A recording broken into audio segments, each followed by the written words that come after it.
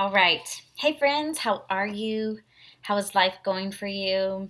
I'm Beth Harding. For those of you who maybe don't know, I am a life coach and I have a life coaching business called Life Coach with Beth.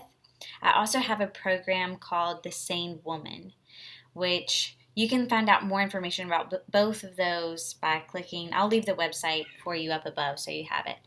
But I wanted to start creating a weekly video just so that I have a place where I can connect with some of you guys, as well as a place where I could just share some of the things I'm learning, some of my tools, and just some of my thoughts.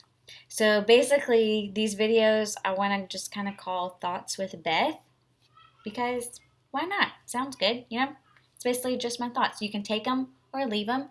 You might find some of them helpful, but I wanted to have a place where I could share some of the things with you each and every week. So this week, I wanted to talk to you about how to connect with anyone.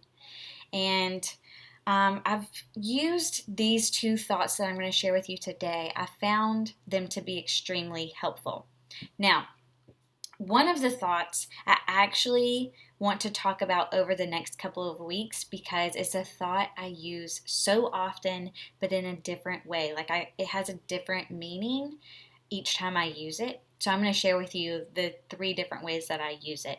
But today, I just want us to kind of look at our own thinking. So if you're ever around humans, the other people, this could be anywhere. Maybe when you go to the grocery store, or you're just walking around, or you find yourself in a group where there's a group of people. Obviously, we don't have much of that right now, but I'm sure we will again, hopefully soon. We'll see what happens. But, anyways, anytime you see the other people, I've been watching my brain when I see other people, and it's been really fascinating and kind of a curiosity just to kind of see what my brain gives me in those moments. And I've been noticing that my brain kind of makes differences between me and another person.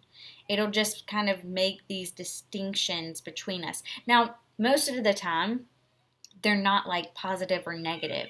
They're just kind of like factual, like that's a man, that's a woman. Like pretty simple. But then there's other times, like I guess really depending on how I'm feeling in the moment, where maybe I'm putting someone and I'm finding all the ways that they're better than me, or maybe I'm finding all the ways that they're not, like I'm putting someone down in a sense.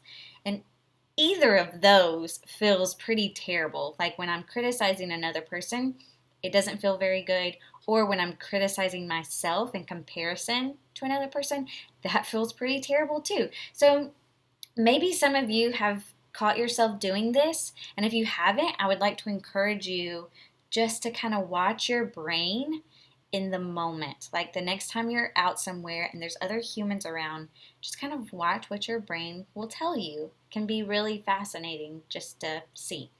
But if you ever find yourself where you see that you are making, like you're kind of separating yourself from the person in the sense of like you're finding differences, I've been using these two thoughts to help me kind of remember and like to pause what I'm thinking in the current moment and bring it back to these two things. So the first one is I'm a human. I'm human. I know this is a very simple, basic thought, but it's also proven to be really powerful for me, and I think it could be helpful to you as well. So let me just kind of give you an example, okay? Me and my kids, we have this little playground area where we're living because we live in an apartment, so it's a common area. And so I was out there with my kids, they were running around and just playing, and another lady was out there with her family and they had their dog with them. And so she was sitting on the bench and holding her dog by the leash at the playground. And this dog was totally fine and calm and chill.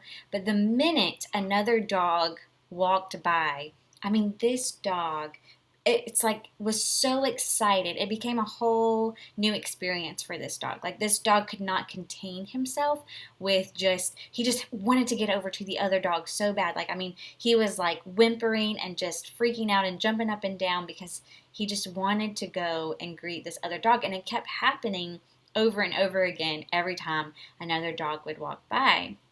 And when I watched this, like, of course it was hilarious. Like, we were all laughing about it. But it was just so interesting to see how a a dog knows its own kind. Like, it knows when it sees another dog. And this dog was really sweet because it was just like, oh my gosh, it just wanted to be with another dog so bad.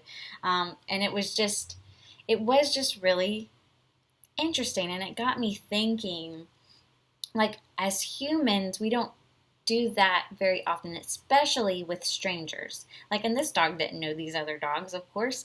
And so it just kind of put that thought in my head, like, oh, like, out of all the creatures, not just in the whole world, but like just in the universe in general, we have the most in common with another human. Out of all of the things that exist, we have our humanness in common, and that is a pretty big deal. I know it's really simple. I know there's a lot of differences between all the humans, but just the fact that we are a human and that we share that actually means we have more in common than anything else. Like, we have so much in common with the humans. And I know that's kind of a silly way to put it, but it really, like, reminded me, like, I'm a human and you're a human. And how powerful that can be. So sometimes when I'm out, I like to remember this. Like, rather than finding all the ways that I'm different, I'm just like, oh, human, human, human. There's another human. And it kind of keeps my brain from going off to a place I don't want it to go. I'm like remembering to bring it back to, oh yeah, like, I have a lot in common with whoever's in front of me just by the mere fact that they're a human. So, and the other thought that has been really helpful is this thought that I'm divine. Now, for some of you, this might be a little bit more challenging, but I want to explain it in such a way so that you can find, if that word doesn't work for you, you can find a word that does. So, divine can mean a couple of things. Like, it can mean beautiful or magnificent. It can also mean godlike. And for me, I like all of the above. I'm like, yes to all of it. I like to think of all the humans as divine. But if you don't like that word, like, if that word bothers you, you can always use a different word. Maybe a word like magnificent might work for you. Worthy might work for you. Spiritual, holy. And if none of those work, even the word like complex. Because what I mean by this is it just means that there's something about the humans, about us, that we can't even fully describe it. To me, the only way to describe it is that word divine, is that there's something so magnificent and wonderful and curious and unknowable about a person. There's just so much to learn and know. We're so complex. There's something inside of us that's more than just skin and flesh. And so that's what that word means to me. And so I like to, whenever I'm around a group of people, remember the divinity in a person just because they're a person. There's this magnificent within that person.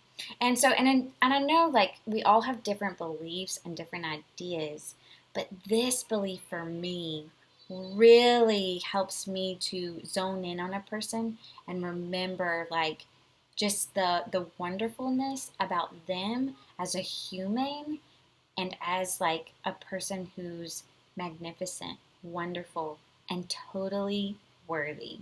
So I like to remember I'm divine, you're divine.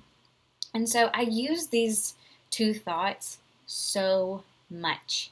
And I try to teach my kids these thoughts because I want them to remember that there's just this amazingness about being a human and being, like, extraordinary, being divine, being godlike, in the sense of, like, we're undescribable in a way. We're so complex, and that, like, what a beautiful thing.